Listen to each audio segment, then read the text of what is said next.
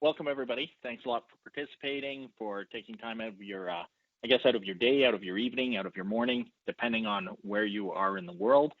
We are going to work our way through a session titled Listen Up, the future called, and it's DITA. And we're going to work our way through talking about Sonova and a little bit about their background. Before we go in too far, I just want to outline the overview, what to expect over the next little bit. So I want to make sure at the end of this you have an idea of where those clues are, that it's time for a new approach to your content, some of the considerations when you do go to select a CCMS, and some of the things that you should think about in the first phase based on an actual client study. And Stefan, I want to give everybody a feel for what Sonova does. So if you're ready with the video, feel free to fire it up, share it, and it's about 3 minutes long, and we'll... My name is Charles Owens, and I am a jazz musician. When I'm on stage, I'm in heaven. There's no better place that I'd rather be than on stage playing for people. 我叫陶水英，今年73周岁了。我很喜欢去菜场买菜。Je m'appelle Léa, j'ai 4 ans et vis en France. J'aime bien jouer avec ma copine Mario Justine.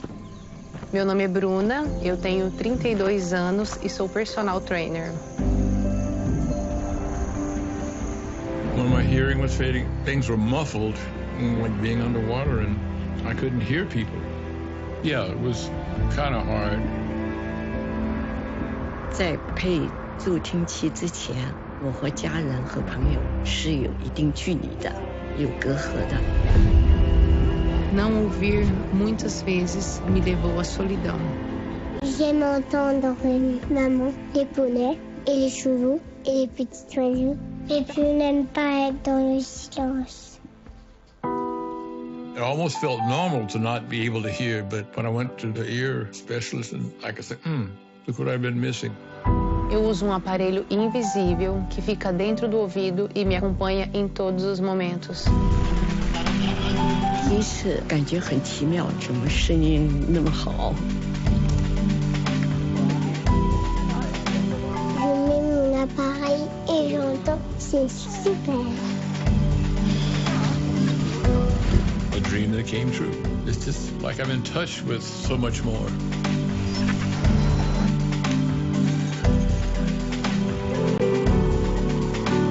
Posso dizer que hoje sou viciada em ouvir os sons do mundo.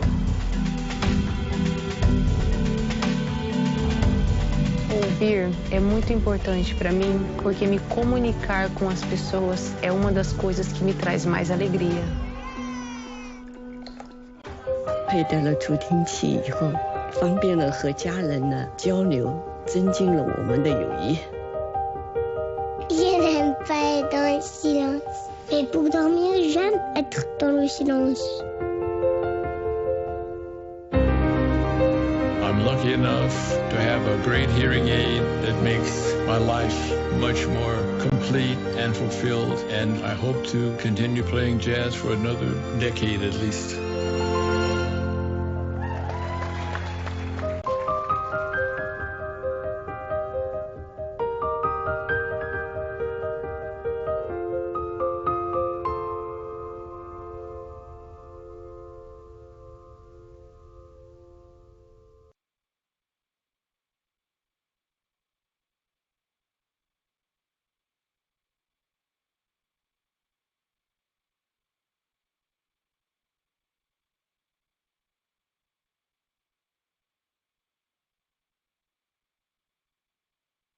All right, are we back on our audio? We are. Yes, I hope so. Well, let's, in a nutshell, that is Sonova. I mean, it's a fantastic video, and with that as the introduction to the company and to the products and the services that you're offering, do you want to give a little bit of background on yourself? Introduce yourself, and then I'll do my side, and we'll move into the session. Sure. Thank you for having me. My name is Lutz Mueller. I'm senior manager at the Sonova Group, in charge of product knowledge management.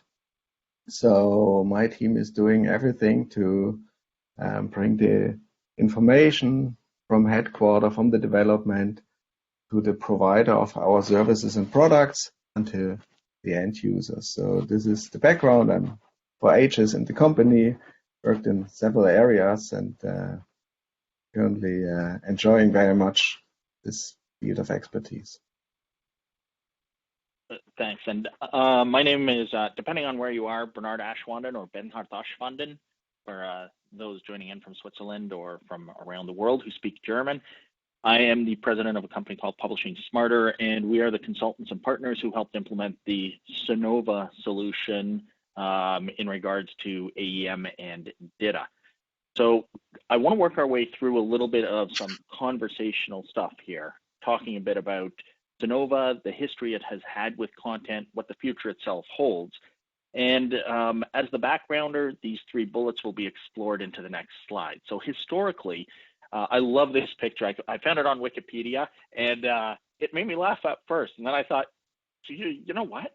If I can't hear, and that's my option, I'm going to take it, because that's one of the core ways that we interact, that communication happens, bidirectional communication.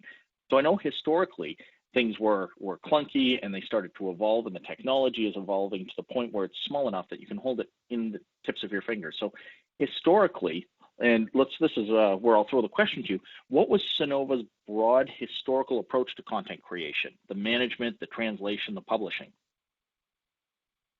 So the typical thing is that you never think about hearing at all. It's just there, it's active, your ears are there. Even if you are sleeping and your eyes have a little pause, your ears are active. And then there's a moment in time, typically very late, where you need support. Something very important is missing. So hearing aids were always coming with instructions, and we need always a training or explanation how to adapt the hearing aids to the individual needs of the clients and customers, and also how to handle it. Simple things. And you can imagine our target group is our elderly people, and it's not always easy access to technology. This changed over time, but as you can see, even in this middle area, what in the past was on description papers is going, of course, more and more digital. You have instruction on the app and so on and so on. But it's a medical device. Even you have regulations and then standards you have to fulfill for each and every country. So therefore, as long as we're talking about medical devices, you need a lot of documentation and items you have to deliver with the products. And yeah, it's going even more than that. It was at one point it was always paper, and people would have to leaf through. And the previous session mentioned into the idea as well. Having content available means that it's easier for a customer to make an informed decision. You can go out, you can read materials. My father-in-law it's great, he has a hearing aid in his left and his right ear. And I remember when he first got them, we sat down the one day to play cards, and he and I sit opposite each other. My wife and my mother-in-law sit kitty corner to each other as well. And so we're playing, and my mother-in-law has a tendency to tell him what to do and how to play his cards, even though she's not his partner. And he turned off the one side of the hearing aid. It was just wonderful. And he just got this look on his face like, I can hear exactly what I want to when I want to. And part of that was we went through and we walked through step by step in the manual in order to have that conversation. How do I? And historically, you've used a couple of different tools to create that paper document, which then became PDF, and it goes to print and it goes to digital. What tools were the ones that were there? What were you doing in the past?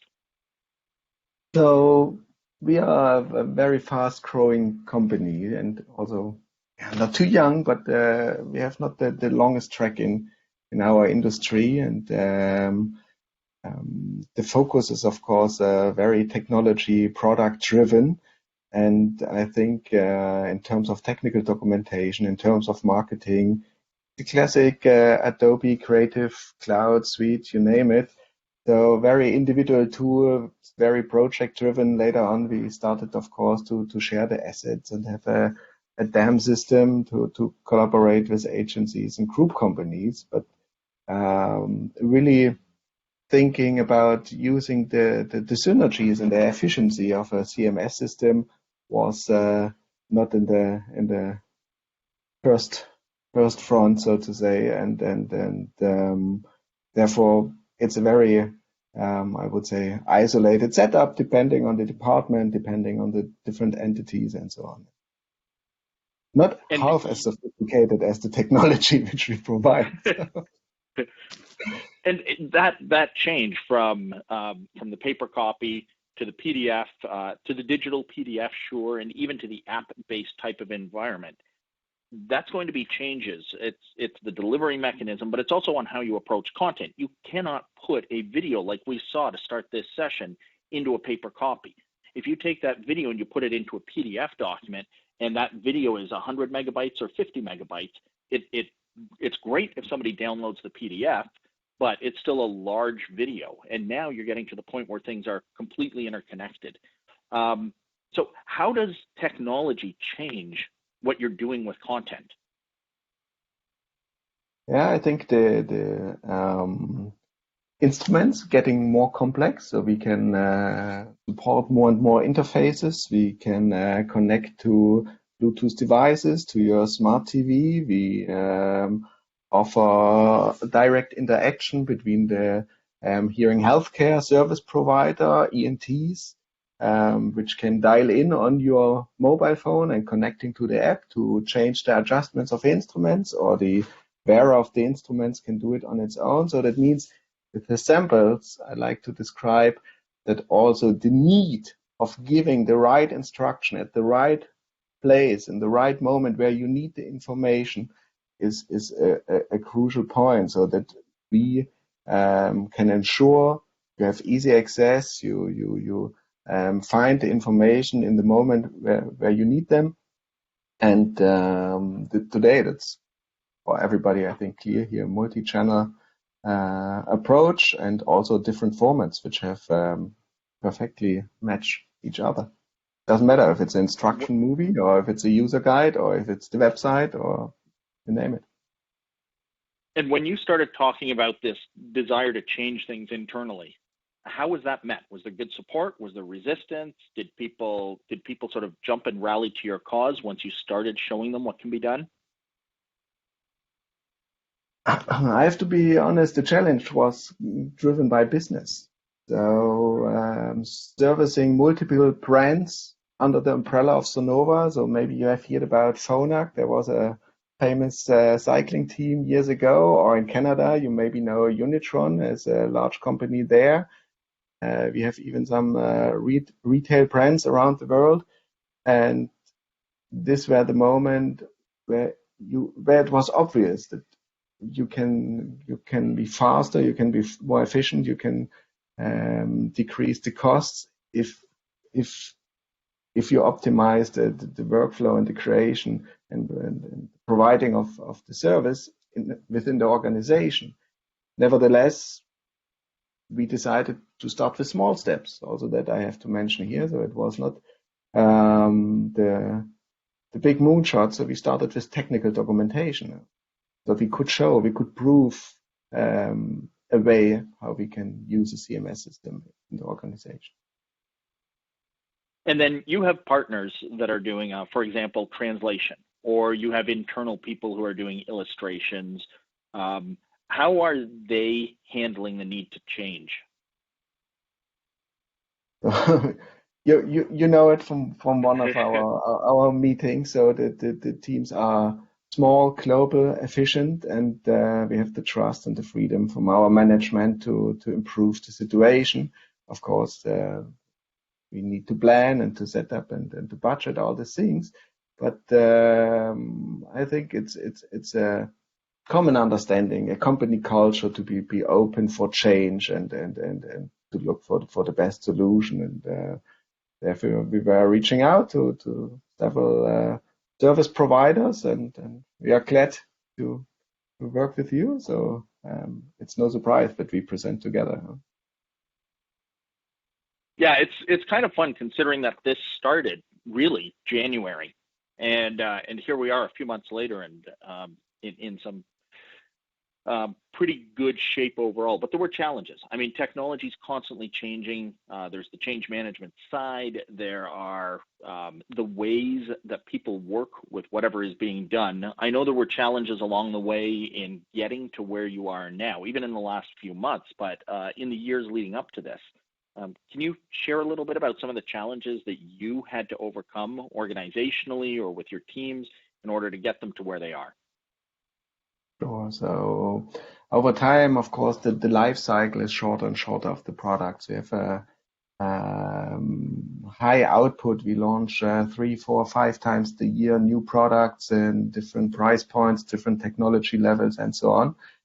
If you can imagine, the development of a hearing aid is very similar, maybe shortly behind the development of computers, computer systems, and that means you can do a firmware upgrade with your hearing aid today. That means you can improve features. We are present all over the world in all countries, so that means there's permanent launch or rollout, and this gives you already the information how flexible we have to be with our documentation. So when it's which kind of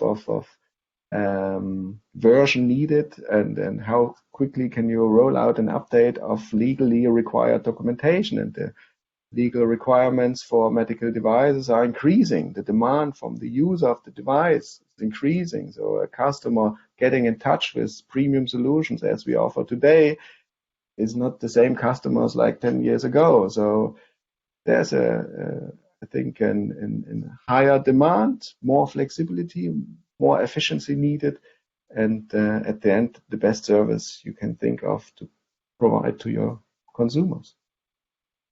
And I saw a great message in the chat from Seibel. He mentioned that he just got his 87-year-old dad fitted with a hearing aid, and it's made him physically more active. He started to interfere with everything that his mother does around the house, and then says it's brought back a sense of normalcy in the home.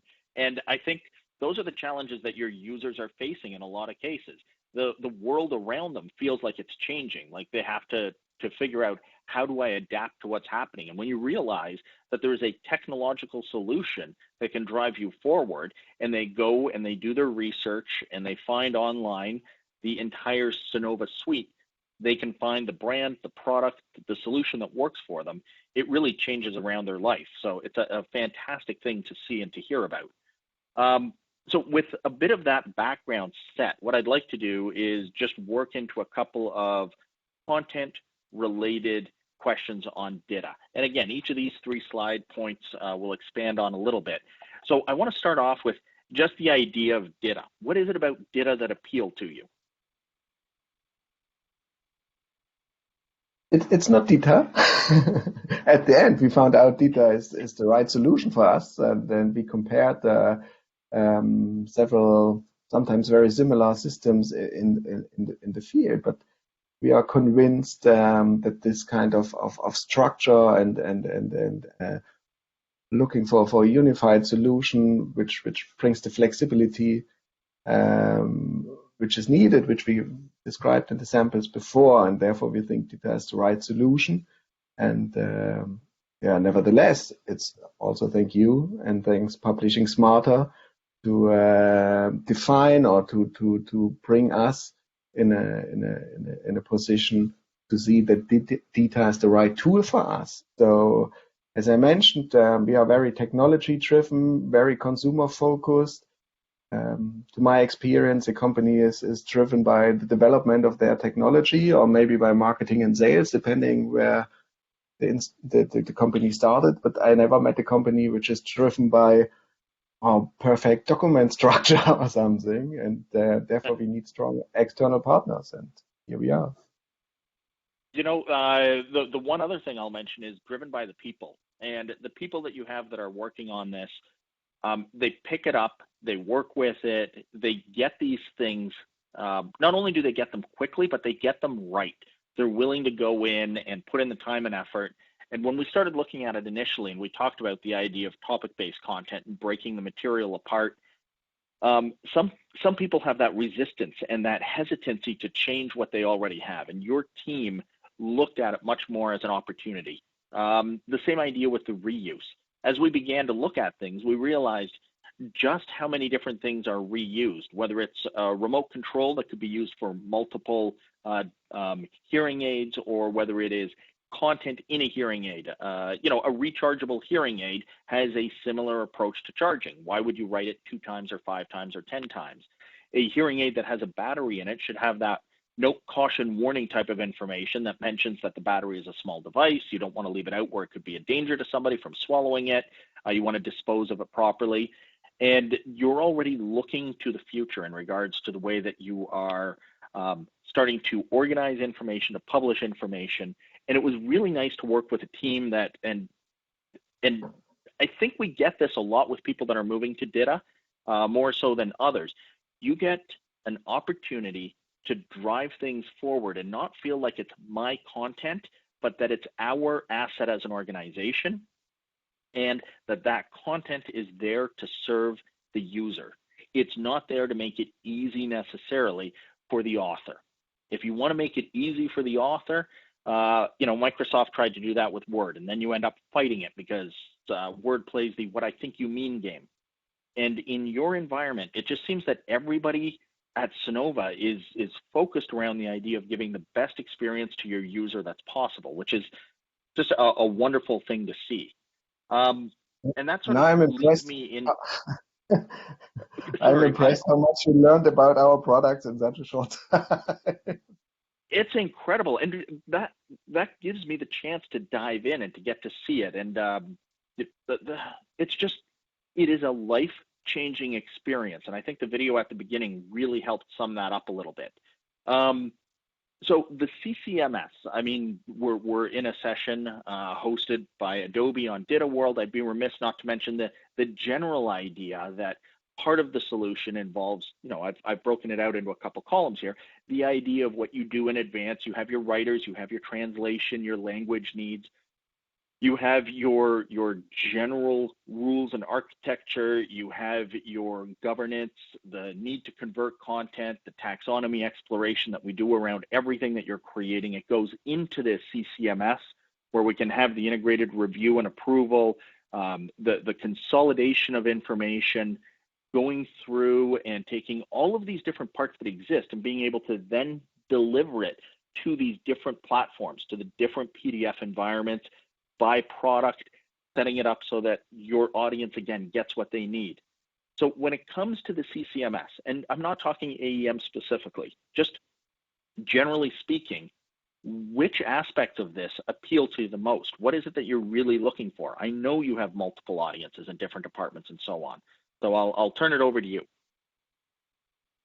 So we are a global company. So even my team is working around the world, and it means we need a system which works well for each and everybody. So it's not a question of the location.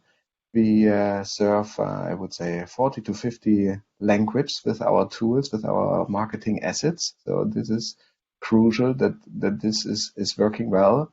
The interfaces, the way how we can use it in the existing environment, all this were given points in addition, or given requirements, so to say, given to the ambitious and the needs I mentioned it earlier. So maybe this was the way to look at it, and you learn also during the decision-making process, there is not one fits all, so you have to set priorities, and we are using the AEM also in the web environment, so therefore there was already a benefit. As I mentioned, historical scene, we have a Adobe background and a few Adobe fans within the company. Nevertheless, DITA is a new approach, it's a new setup, but as nicely shown here on the slides, flexible one, which will serve our needs. And you did mention that AEM is already there. So we have the author world where you have your authors, and whether they use Oxygen or FrameMaker or the integrated editor, they're able to work directly with the content. We have AEM as the CCMS side of things. How's the experience so far? And is there something in here, one of the words or two of the words on screen that really stand out as that's the thing that made it work for me? So what one or two words stand out as that works, and what's the experience so far?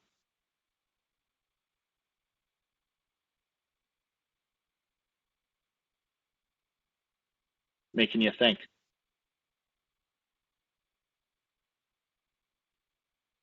Hoping we didn't lose. All right.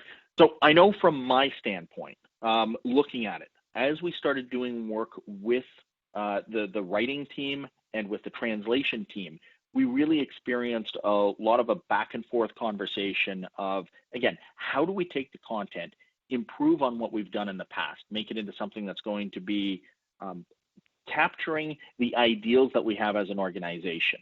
And I think to a very large degree, the translation was a crucial thing because hearing aids, as mentioned, are a global solution. Yeah, didn't you say you had like 40 languages? Yeah, it is absolutely a human situation that exists, right? This isn't oh, my phone dropped connectivity and then you come right back into it. This is your ears and the channels with which you experience the world around you starting to fade away or not having been there. We saw the story of a girl who's 4.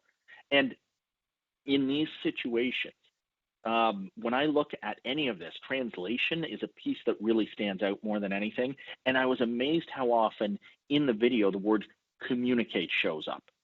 That communicate is probably the single biggest thing that we do professionally and that has to be in place in order for us as human beings to interact with each other. It's great to write it. It's great to share it. But Matt, you and I were just talking about the idea, and Sarah, Sure. sitting down in person to have a beer after something, just to experience life with other people. And if you can't have that other people, we've spent a year. That isolation, Right? It sucks. It really sucks. And to think about life in that kind of an environment is terrible. So I think that for me, the translation and the communication pieces were what really, really made all of the difference and put them into a position where they knew what they wanted to be able to do. And AEM helped along the way. They already had it. So the AEM solution was there, but then there was the integration of DITA on top of that, the need to take legacy content. I have a question. They want to be able.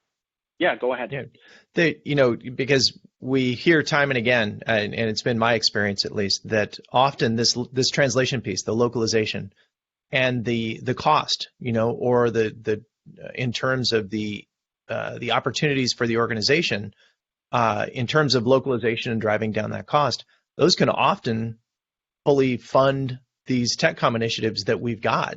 Do you have a sense of whether that was true with Lutz and with Sonova and the 40 or so languages into which they're localizing? We're working on it. Literally, we started in, give or take in January, a couple of weeks in on January.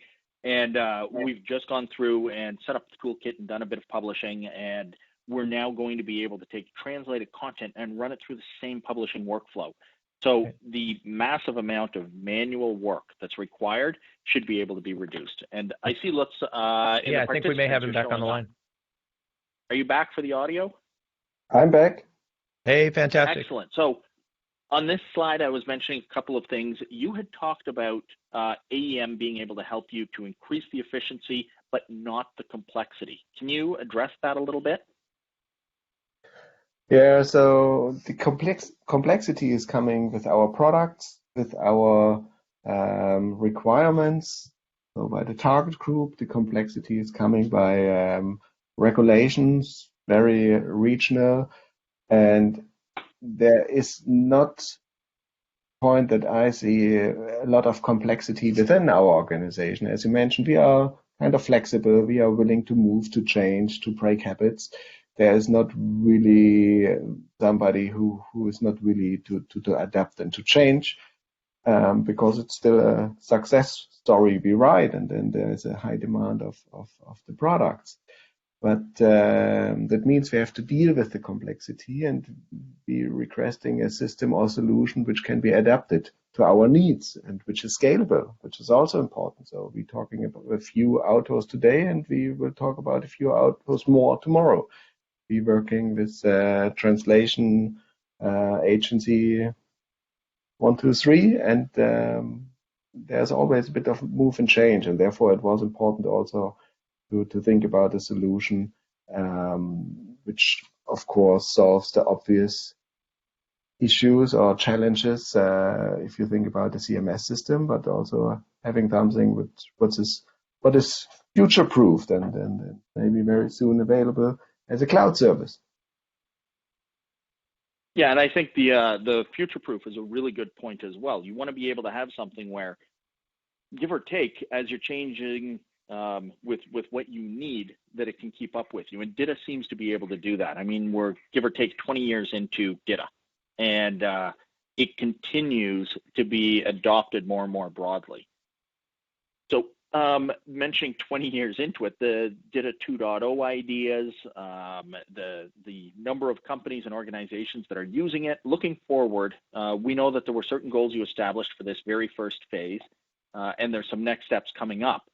So what were some of the goals in phase one? Bearing in mind, again, we started this in January. What were some of the big things that you wanted to be able to put into place during this first phase? So the first phase, so to say, we even try there something challenging and try to bring the most used or the document where we have the biggest benefit from to have this in DITA as the first sample. And the time to market is crucial. So how fast can we provide from my team the service to the organization? How can we be closer to the translation process? So we reworked the processes which were there for years and did it together across the teams. Unify the work. So this is one of the first ideas for the first phase, and out of the project the list is much longer, and we concentrated on the main three things to increase the speed and the efficiency and to reduce the costs. And I think this is also convincing and being able showing weekly results to the management to continue with further ideas. Yeah, I really found that overall you set achievable goals, and as we went through, it was well managed from a time standpoint. People were actively engaged from the beginning. We started really quickly to narrow in on which document set we should be focused on and to convert content and put it into a system and get people up and running. Your IT team was really receptive and, again, open to having conversations and going in and setting things up. When we ran into a tech issue, everybody just collaboratively seemed to have this same goal in mind of being able to make a successful first pass. And 3 months from start to end, for the others that are in here that do implementation, 3 months is a pretty quick time frame. And we were able to get a manual, a user guide, and that one manual, I think, has 4 or 5 different iterations of it that we're working with. So a lot of tech poured into it. The goals were just really, really nicely controlled and set, and I hope met along the way. It brings me, though, to the question of, so it has been 3 months. We've converted, we've trained, we've gotten the instance up and running. Does it feel like you're done? Or where are you now? We are at the beginning, to be honest. So I mentioned it briefly at the beginning of the speech that it's not the CMS system where a whole marketing department, even group companies are following. So we were looking into it, and the launch cycle, the speed, the output of the company is far too fast break or to stop and to implement something. So we decided to do small steps. We started with the obvious things where the highest potential is, But this, of course, shouldn't stop us to continue to learn out of the things we are doing now and increase our range, so to say, step by step. And we have always be carefully in the implementation. And you mentioned it. There's a very open mindset from different departments, translation, IT, technical documentation. So that means we will reach out step by step to different partners or co-teams within the organization and step by step influencing the way how we're doing it. And this is maybe a learning out of the organization, not starting with the biggest revolution ever. So that means there are teams in-house which are not benefit from the CMS system yet. And there's a team which will more benefit very soon. And of course, you can share best practice. You can share your experience. And the best is if you can measure it, if you can show it, if you have the timing, if you have the costs, and then you can easily convince step by step other parts of the organization. And I know that as others are coming along, translation, for example, one of the things that we tried to do during the training, we recorded the training sessions, we documented each of the training sessions, and as much as we could, we used your either your environment or definitely your content in order to make these things come together. And it's almost an interesting reuse in what you've done, because all of the training was done modular enough that other people in the organization, your translation partners and others, can take a look at it as well. And knowing that you're in a position where you have tested things, you've done a little bit of development, you've done a bit of a rollout, and all of it along the way has also been documented, I think it puts you into a really good position, both internally and with partners, to be able to start to show them what you did without having to reuse the resources to explain what you did. You can have a short conversation and then say, here's a couple of videos that people get to watch. So I think there's just a lot of interesting things that are here, but there's still a future ahead in, say, the next 6 months, the next 12 months, the next 2 years and 5 years. Where are you headed? What's next for you? So the next is really we talk today about a few templates supporting small areas of the things I'm responsible. So there is for sure over the short-term future the step to adapt more and more documents which are coming out of our area and formats into the system, and we can offer a proto service to the company adding the next tool. So this is for sure short-term thinking. Mentioning back the flexibility to onboard people and to start and lower the boundaries to change. I have to be also thankful for your flexibility. So big thank you to Publish Smarter, of course. You can imagine many people sitting at home and doing the work and are not in the classic environment and just asking at the next desk and how to do, and let's have a look, and coming together and do a big training. So also there has shown that DITA and AEM provides this kind of flexibility you need at such challenging times to continue and then have progress in a further development within the organization. And I can just speak for my team here. So there are a few goals and ambitions for the next month to use now the system which is in place, and then the time of measurements starts, that we really use the efficiency and improve not only with the few sample in the proto range the benefits of the system. And from my point of view, that's no question. So we compare this system, the thing, against nothing, so it can just be a win. I know on our side, as we came into this as partners in it, because we were trying to get as much done in a short time frame to be able to demonstrate functionality, there's things that I'm looking at where, as I discover more about your products and the way that they're used and and what they do from a technological standpoint, the content product I'm talking, not the hearing aid. I have a pretty big picture idea of what the hearing aids do.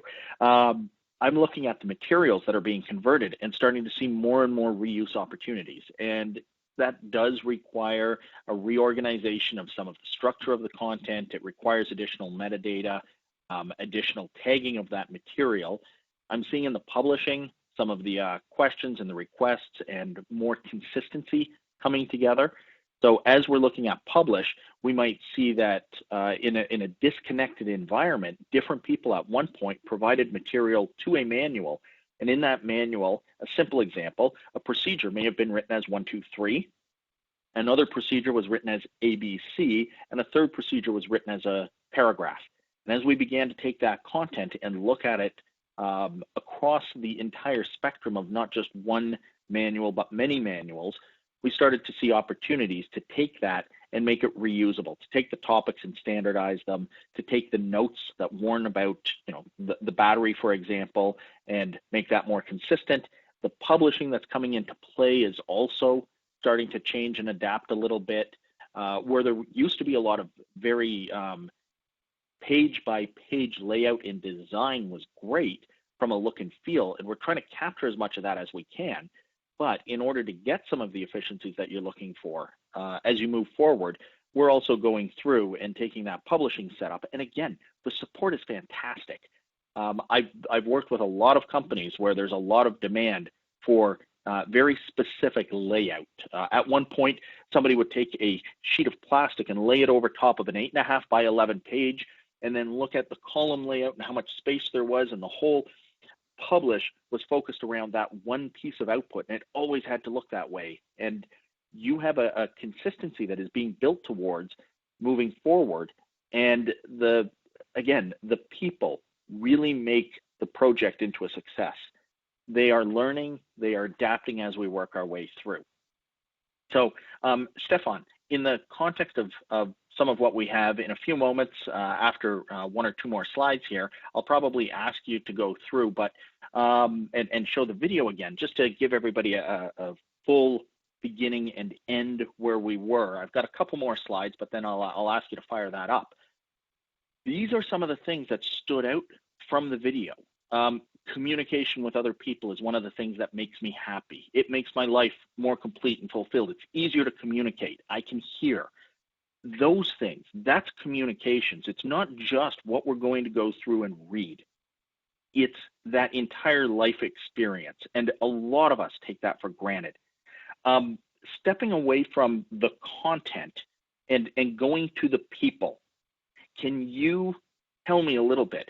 What do you hear internally? What do you hear externally as a company? What do people say when they're able to start communicating in this bi-directional way? They're not just consuming written content or video content, they're hearing it. They're having that full experience in life.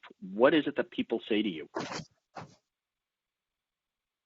Yeah, it's a bit of a classic one, which I would like to start with. So that's the blindness cuts off from the things, from the physical things, and deafness cuts us from the people, from the connection. And this you experience all over time. There are tons of YouTube videos where you can see babies listening first time the voice of their mother. There are people which after a very long time hear the first time. You mentioned how that you are sitting at home, working from home, challenging time. Think about elderly people having trouble listening to TV, not enjoying music.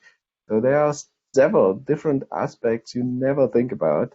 And in the moment where you get in touch with our solutions, with our technology, with our services, it's a life-changing moment. And if you don't wait too long, if you find the right entrance where you are also able to adapt, where you are flexible, where you still have fun to dive in a new technology and solution, it's really enriching.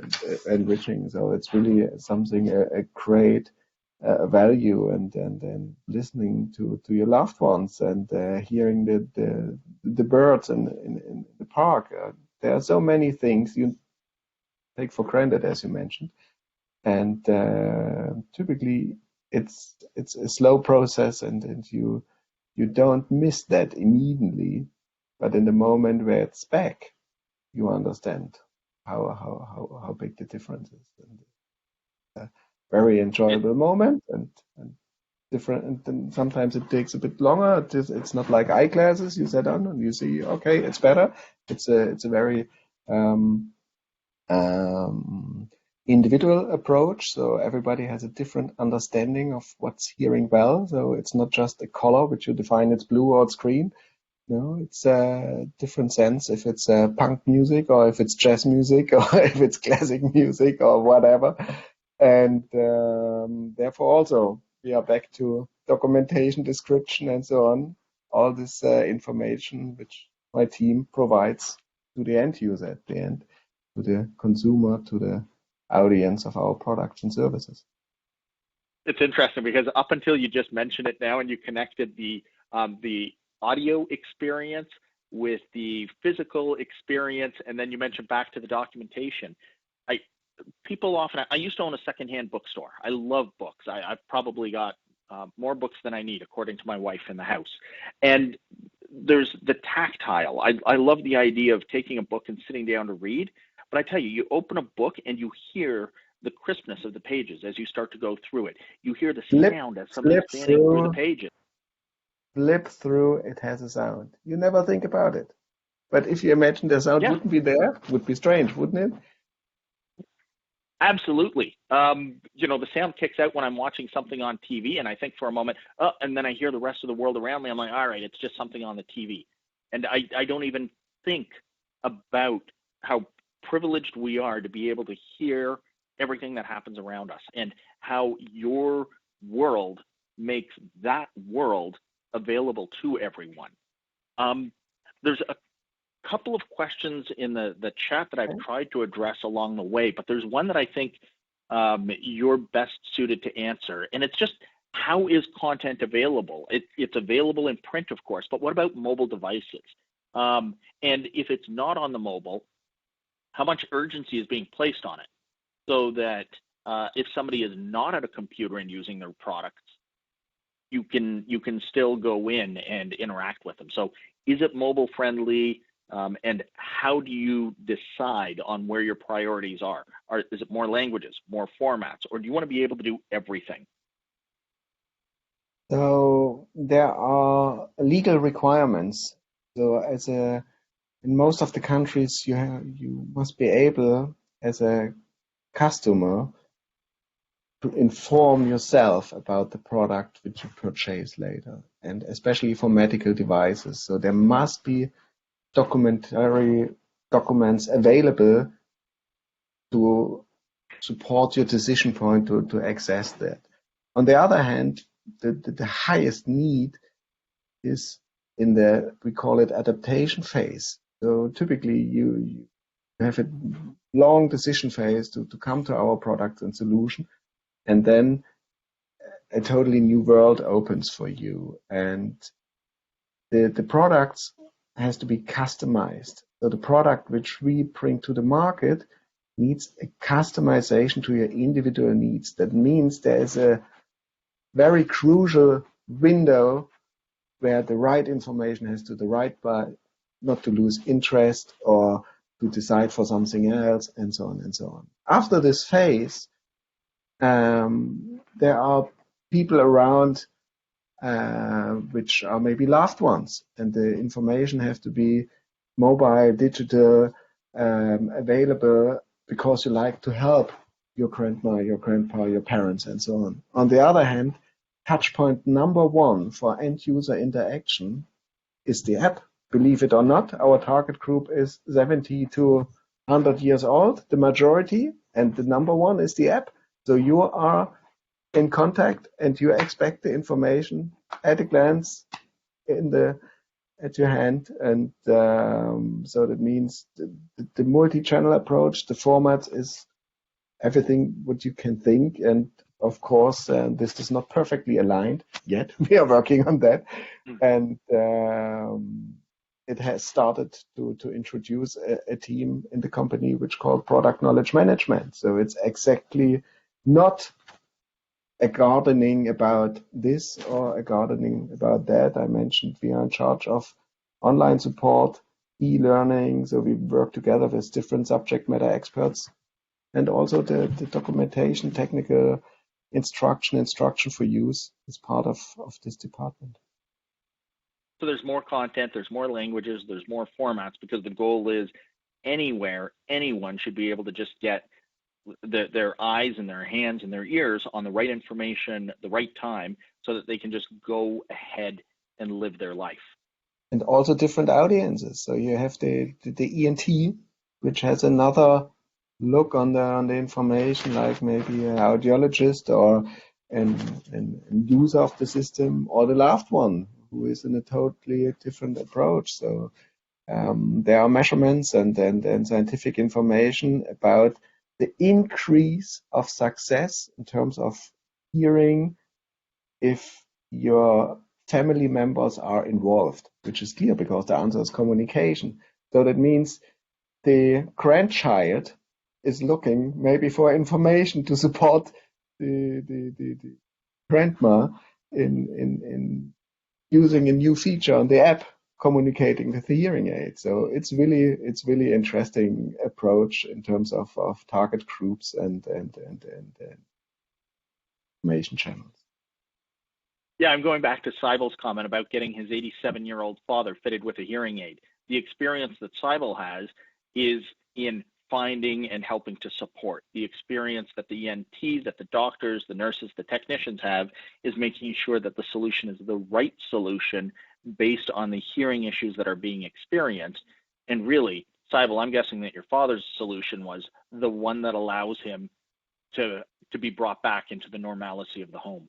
So I can make a very concrete sample how the situation changed currently, that you provide a service moving from the point of sales remotely to the consumer's home.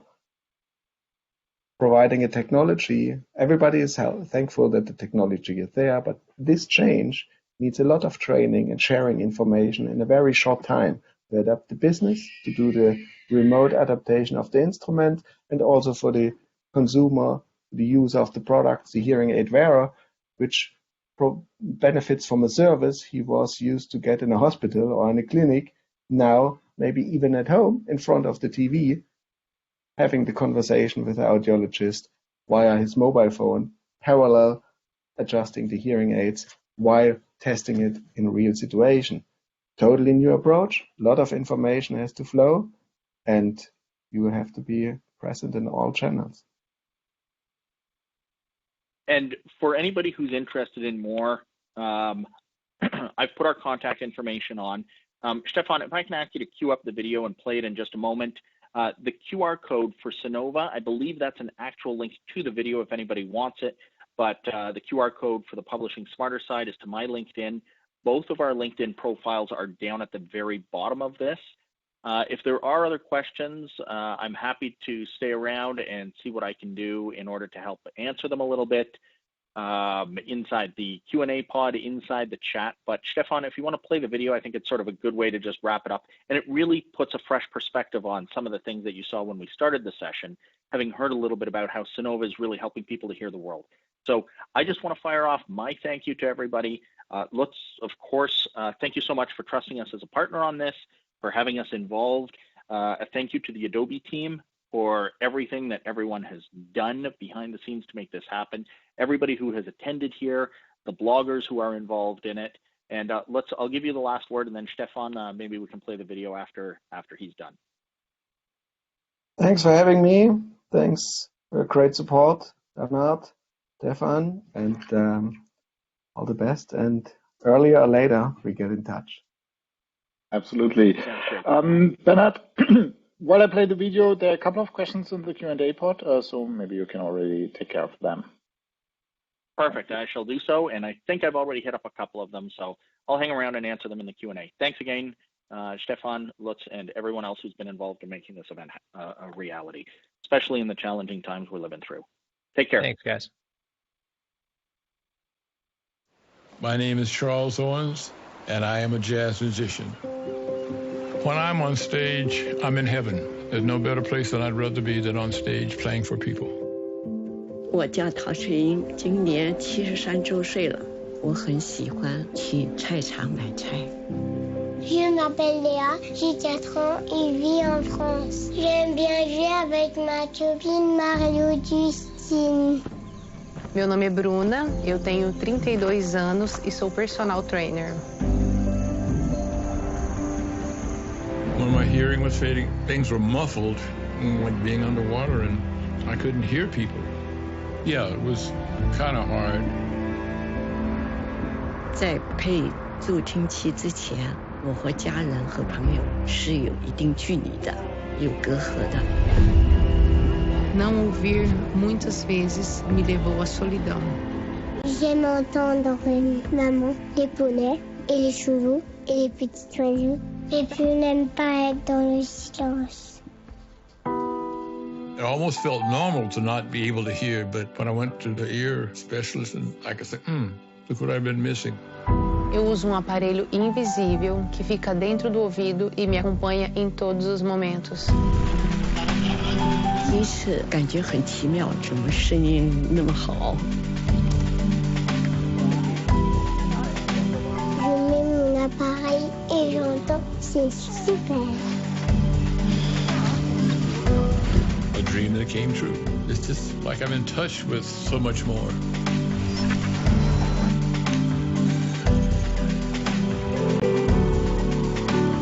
Posso dizer que hoje sou viciada em ouvir os sons do mundo. Ouvir é muito importante para mim porque me comunicar com as pessoas é uma das coisas que me traz mais alegria. 佩戴了助听器以后，方便了和家人的交流，增进了我们的友谊。 Je n'aime pas être dans le silence. Et pour dormir, j'aime être dans le silence. I'm lucky enough to have a great hearing aid that makes my life much more complete and fulfilled, and I hope to continue playing jazz for another decade at least.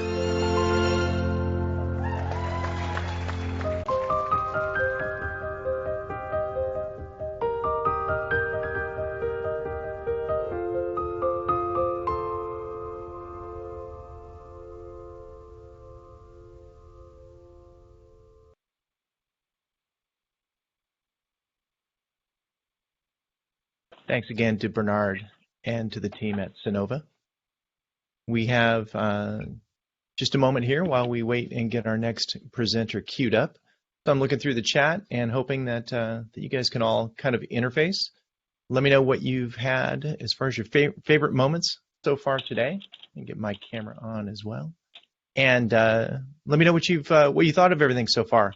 I thought it was really, really neat. And unfortunately, I'm not able to put things into the QA pod. So one of my questions, and if Stefan and Lutz are still around, my question was whether the localized content that they've got, the app that connects to the hearing aid, and such a great part of the hearing aids these days is that you can connect them to TVs and to phones directly, rather than having to amplify the sound. You're actually transmitting the signal directly to the device. So the paperwork, the content around using that device, I'd like to know whether those things are being localized into all those different languages to 40 different versions of an app, or whether those things are being provided to 1 or 2 versions of the app, and then you're able to choose your language for your technical support. So I will. So I can answer. Hi, Lutz is still on air. Lutz, thank you, sir. I would say the majority. So, of course, the app is available in even more app stores, countries, Mm-hmm. but everywhere where the documentation is required, our main markets, our Western countries, you name it, Asian markets, documentation is there. I can understand that the app is here maybe for the audience most appealing, but to be honest, I never experienced many people which reading carefully instruction for an app. So you're more in try and error. So there we have to provide that's true. Yeah, and you mentioned, what did you say? Your target audience is somewhere 70 to 100 years old, something like that. and you use the app to find more information. So using the app on its own is not what triggers the need for further information, even if instructions for use are given. So, but with the app in the hand, the customer understands it's a powerful tool to reach out for more information, and we have a connected online support within the app. So you leave the app and you can learn more about your products and other services. Certainly, it's beneficial to make the app discoverable, right? So that as they're using the app, they wander into areas and those instructions are handed to them as needed to improve that user experience. I'm sure you're already doing that. Yes, the app gives the access. So this is the How many languages do you serve in the app? How many different versions or languages are there for the application? I don't have the exact number in mind, but I don't know, 30, 40. So really a lot. So roughly, so a version of the app roughly for all the languages that you're supporting. So that's got to be quite an endeavor just to keep those 40 or so versions up. Keeping the content in sync. Exactly. Yeah, having your, and then that was, and Bernard, that was a little bit, I tried to send that question to you offline or online as the case may be. But so your content authors are working in a primary language, and then that then gets localized. Are you relying mostly on machine translation, or do you have a service that you're using? Are you using people, within the individual, within the in-country to do some of those translations? It's a mix. It's a mix. And depends, of course, if you provide very domain-specific content in terms of audiology and so on. So that means 99% are at the end localized proofread, but the initial translation don't have to be local. Yeah. Fantastic. Well, I did see Sean